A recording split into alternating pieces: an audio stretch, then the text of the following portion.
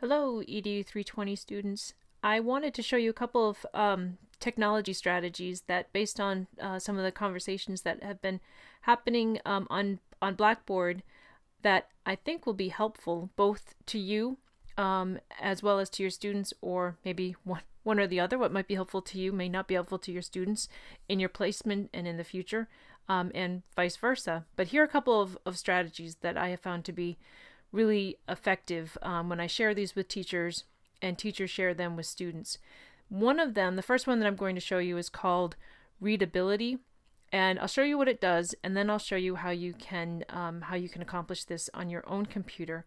But I'm at the New York Times right now, just at newyorktimes.com, and I'm going to choose one of these articles at the site.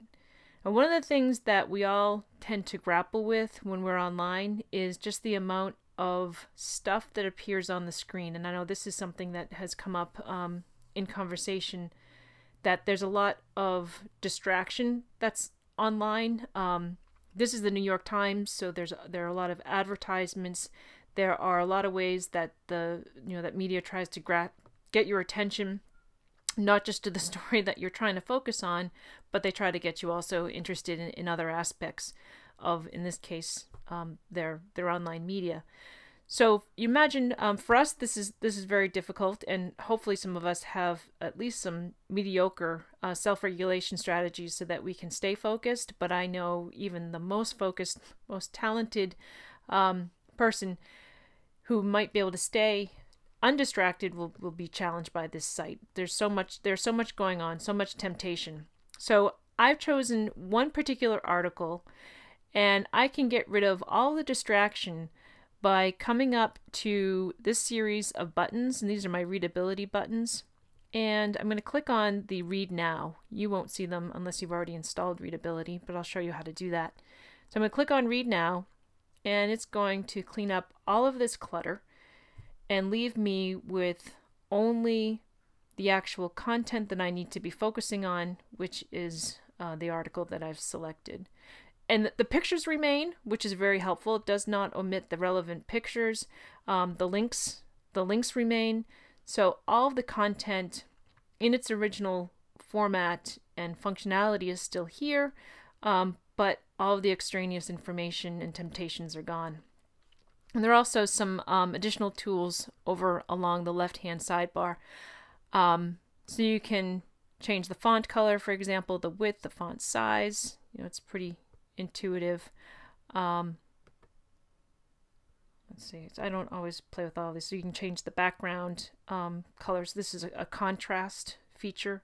So some things you can come in and try out. You can print from here. You can share the article by email, and you can also send it to your Kindle, although some of these features you have to sign up for. But this is free. To find it, also where it works for both Mac and Windows, and probably Linux as well.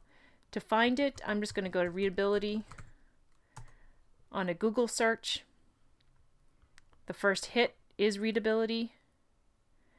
And then you just install from here. So you can sign up, but you don't need to. You can just go to download our free add-on, and it'll walk you through the process. Go to the Install Now button, and it'll walk you through the process. At the end, you should see these three buttons along your browser's toolbar. When you click on the Read Now button, that's where you get the conversion from the clutteredness to the cleanness. And then Read Later allows you to put a particular article in a folder to read later, and you can send to a Kindle if you happen to have one. I think for those latter two features, you need to sign on as a member of Readability, and I don't even know if that's actually a cost. I tend to just use this for the single purpose of uncluttering a web page. I'm going to stop this video now in interest of the size of it, and I'll continue on with another demonstration in another tutorial.